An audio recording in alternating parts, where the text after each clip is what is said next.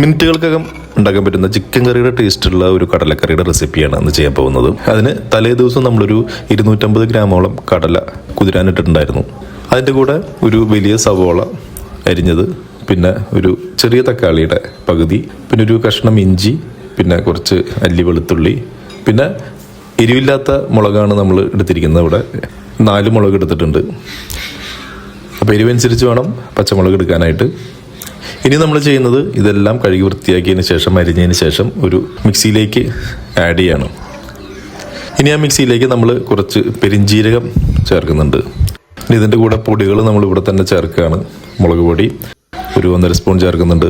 പിന്നെ മല്ലിപ്പൊടി നമ്മളൊരു 1.5 സ്പൂണാണ് തന്നെ ചേർക്കുന്നുണ്ട്. പിന്നെ മഞ്ഞൾപ്പൊടി ചേർക്കുന്നുണ്ട്. ഒരു 1/2 സ്പൂൺ മഞ്ഞൾപ്പൊടിയാണ് ചേർക്കുന്നത്.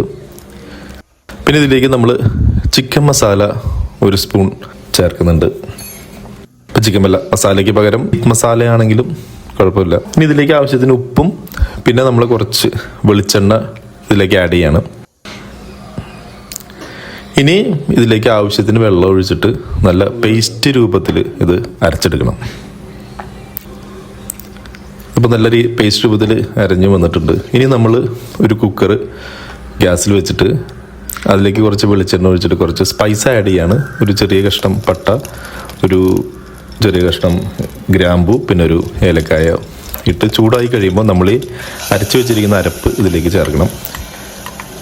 അതിലേക്ക് ഈ മിക്സിയിൽ തന്നെ കുറച്ച് വെള്ളം ഒഴിച്ച് അന്ന് മിക്സ് ചെയ്തിട്ട് ആ വെള്ളം കൂടി ഇതിലേക്ക് ചേർക്കുന്നുണ്ട്. ഇനി ഇത് നല്ല രീതിയിൽ എണ്ണ തെളിഞ്ഞ് വരുന്നത് വരെ വേവിച്ചെടുക്കുകയാണ് അടുത്ത പരിപാടി. ഈ അരപ്പ് എണ്ണയൊക്കെ തെളിഞ്ഞ് വന്ന് വെന്ത് കഴിഞ്ഞാൽ അതിലേക്ക് നമ്മൾ കുതിർത്ത് വെച്ചിരിക്കുന്ന കടല ചേർക്കുന്നു. അത് നല്ല രീതിയിൽ കടല മിക്സ് ചെയ്തതിന് ശേഷം നമ്മൾ ഇത് വേവിച്ചെടുക്കുക. അപ്പം ഗ്രേവി കൂടുതൽ വേണമെന്നുള്ള ആളുകൾ ഈ സമയത്ത് വെള്ളം കൂടുതലായിട്ട് ചേർക്കുക.